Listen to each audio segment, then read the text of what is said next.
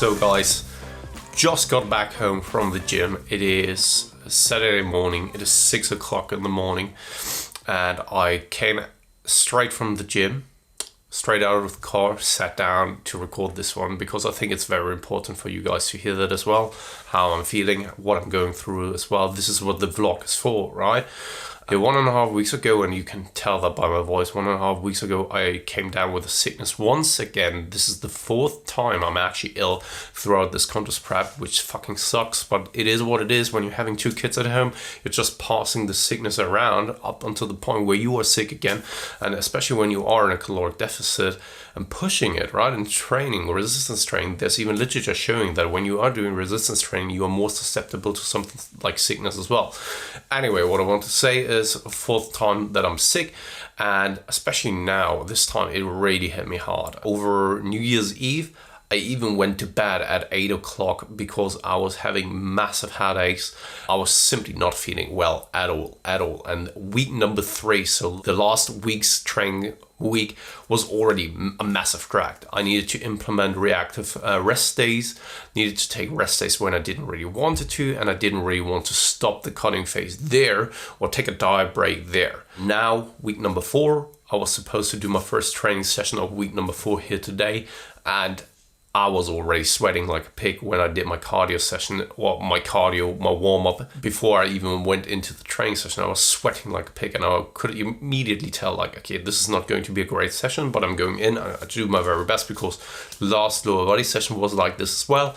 Went in there, it was kind of a drag. I was even at a worse spot from my overall well-being. Went in, and it was an all right training session. This time, though, went into incline presses, and I could immediately tell, okay, this is not going to happen here today. And on that spot, I was then deciding to actually call this mesocycle off, take now the deload, and move over to a diet break, or at least a couple of days with a higher caloric intake, so that I'm finally able to get rid of that sickness or illness that is maybe around since like the beginning of November, but I've never actually finally got rid of it. It will always stuck around, and that's why I'm feeling the way I do. And I'm just making things much harder, unnecessarily harder than it needs to be early in the stages of the contest prep. So that's why I wanted to take actually those measurements. Sure, how do I feel? I fucking hate it. It fucking sucks, right? Because after a couple of weeks of dieting, I didn't want to take a diet break. This is something that I brought up even in the improvement season, I think at the beginning of December, because I've experienced a little bit of back issues here and there, and that were feeling a little bit more severe, and I didn't want to take a diet break or a deload there as well, because I felt like I gained some momentum and I didn't want to interrupt the momentum. And now it's the time where I have to do that, unfortunately, but it doesn't make things any better if I'm moving forward like this, right? It would just make matters worse, most probably. That if I'm pushing forward, there will come a time where I'm hitting the wall even more so. And this is something that I say to my clients all the time. I rather want to get rid of that and be healthy, because only when you're healthy, you can perform your very best. Right now, I can't perform my very best. I'm going into the training session, it's a drag, and the drag will come later down the line in the contest prep anyway. It doesn't necessarily have to be like that now. The fatigue levels are high, sure, but right now you shouldn't feel like your performance is coming down. Right now, that is the case. And when I'm then in a caloric deficit, the likelihood of muscle loss is actually increasing. This is something that we do want to avoid, at least, once again, early in the prep. Yeah, once again, how do I feel? I fucking hate it. Fucking feel terrible about it and awful. I went out of the gym and I was in an ambivalent state of like, the rational me said like, yes, this is the right call. The emotional me said though, I fucking hated it. I want to push through it. Come on, you can do this, right? And then the rational me once again said like, no, it's not a good idea because X, Y, Z.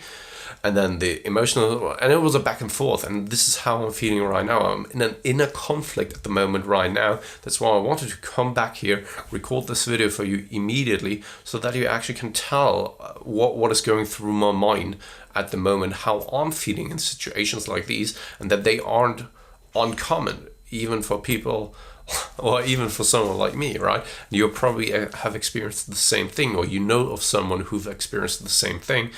And I think it's important for you guys to actually see what's going on, right? So yeah, that's it for now.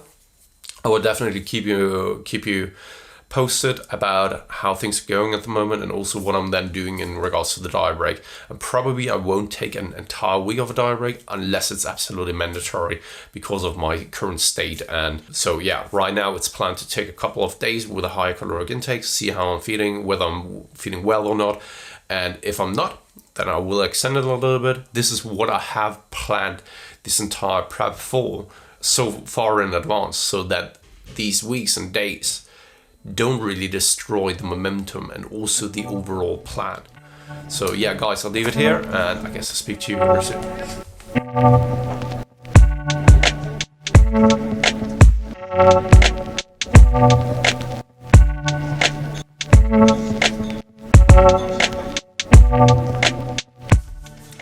What can I say? I'm feeling so much better now already after a couple of days where I felt like shit. Took a diet break. Now it is the third day of higher caloric intake. I went to a training session here today for the lower body, which I took very lightly. I didn't want to overdo it because otherwise, why take a deload? Why take a diet break, right? You need to take things then the way they are.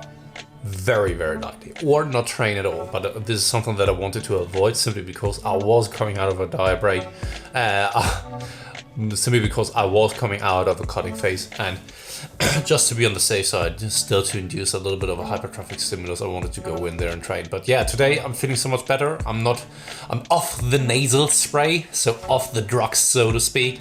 So it's feeling so much more alive, and this could be sometimes a little bit risky because I woke up here in the morning, I went to the gym, and I felt like, shit, I need to train hard. And fuck the diet break, because as you know, I was and I still am in an ambivalent state, and I think like, yeah, why not? Go ahead, right? But then I needed to calm myself down, put on the coaching hat, stay level-headed and rational, and yeah, then actually just take it a little bit lighter, to be honest, and make use of that one. And Steve said something about how to avoid getting sick in the first place. I think it's hard, especially if you have two kids at home, but maybe it works. Maybe it works.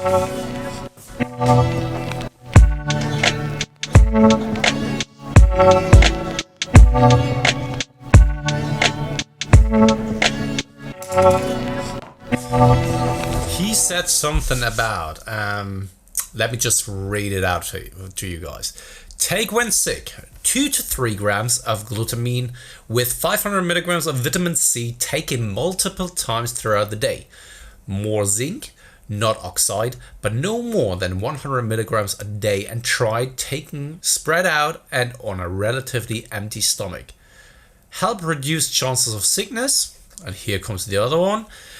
Garlic, either 180 milligrams allicin, which is equivalent to 9 grams of raw cloves, or 2,650 milligrams of aged garlic extract. And that is taken from examine.com. And examine.com, as we all know, is a very, very good place for supplementation recommendation or supplement research and all that kind of stuff. So I've never done it. I've never taken this when sick this time. Maybe we'll try it the next time around. I've taken vitamin C, I have a little bit of glutamine at home, I have zinc at home, so maybe I should give it a try the next time, because the next sickness will probably be around the corner, I would assume. But the thing that surely does help is this little medicine, this little medication. It is the black gold. It's coffee, if you haven't noticed.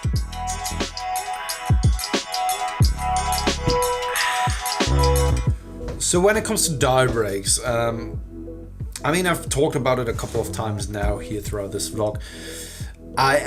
Because of that, I'm in such an ambivalent state. Everything was going well, but I've been talking to Steve about it, and he basically said, like, yeah, people like you who strive of a routine, of a structure, who are just having one goal in mind, and if something deviates from the plan, you are struggling. And that is actually what is happening to me.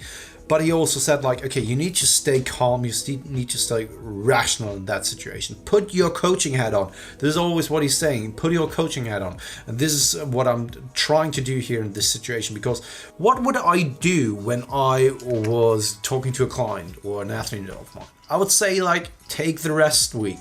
Take the rest time that you need to actually be ready again, to push forward, to move forward. Because only when you're healthy, you can perform to the best of your abilities. So that's what I'm trying to always fall back to right now.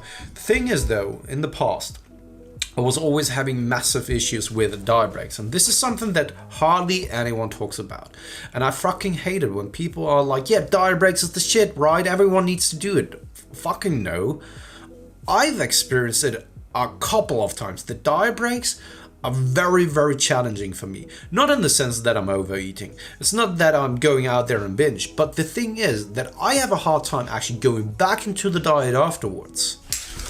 And it is not just me who's struggling with that. Like, honestly, some people, when it comes to refeeds or diet breaks, they then tend to overeat and binge and totally go off track and actually regain 1, 2, 3, 4 kilograms just in a time span of like 1 to 2 weeks. And then they've destroyed progress that they have hard worked for over 4 or 5 weeks or so, right? And at the same time, it's then getting so much harder for them to get back into the deficit. And this is something that I've experienced in the past. I always then had a hard time actually going back into the groove of things. However, it must be said that this time I have a goal in mind, and this time I'm doing things a little bit differently. So I'm not changing my nutrition at all, except for kind of 1 or 2 things. So I'm still eating the same foods throughout the diet break that I'm eating in the deficit. I am eating at the same time, so not more snacks, not just like, oh yeah, I have more calories, so I'm going to introduce something here or there. No, still eating at the same times. This has something to do with ghrelin spikes, so I want to keep them consistent as well. I'm not eating more than my hunger signaling tells me to. So I'm basically trying to mimic the same portion sizes that I had during the deficit, just with a little bit higher calories, but the volume should kind of stay the same. And also, once again, I'm eating the same foods. So what I'm implementing as well are some potatoes. You know it that I love potatoes. Some potatoes with a little bit of quark here and there, but other than that, it stays the same. It just kind of annoys me when people are always like, diet breaks are so mandatory and important for everyone. I have a problem with that. It is the same elitism that is going on when it comes to intuitive eating. People always make it out to be that intuitive eating, as long as you're not doing that, there's something wrong with you. And I beg to differ. I would say that intuitive eating, most of the people don't even know where it comes from, what it actually means, right? But at the same time, it's a nice thing and it's a nice thought, but it is not really realistic for many people to actually get there. And I think that it is maybe a long-term goal or an overarching goal for some people, right? But when it comes then to something like a diet break, it doesn't work for everyone. It doesn't. And if you're then promoting that, and also with scientific literature, then supporting things like that, you need to start also then looking at those scientific literature or the studies being conducted. Are they done on people who are like you and I, who are looking for extreme levels of body composition while still trying to perform at a very high level? No. Most of the time, especially when it comes to intermittent dieting studies, they're done on Gen Pop people. Gen Pop people who don't have an eating disorder or have a fucked up relationship with food. And believe me, there are, especially in bodybuilding, I would say like nearly everyone has some kind of body dysmorphia going on, or is coming from a background of either anorexic background or a bad relationship with food in that regard, or the other extreme, being heavily obese and actually then cutting down, and also along the way then creating somewhat of a bad relationship with food. It's not uncommon. Anyway, I hope that everything is getting better here in the next couple of days so that I can go back into the caloric deficit without any kind of struggles, without any kind of issues. I really do hope that this is this time a smooth and seamless transition into the cutting phase after a diet break. It would be so refreshing. I've tried it in the past a couple of times and it never worked out for me taking a diet break. This time it was absolutely forced upon me to take it. I'm a little bit nervous. This is something that I have to admit. I'm a little bit nervous that it doesn't work out as I intend to and hope to, but at the same time I'm very much prepared, and also the entire diet was quite different to how I dieted in the past. So maybe the odds have changed and maybe everything else has changed, and who knows, maybe I will be so much more successful this time. Anyway guys, thank you very much as always for tuning in, and I keep you up to date, I guess, and as always, revive stronger.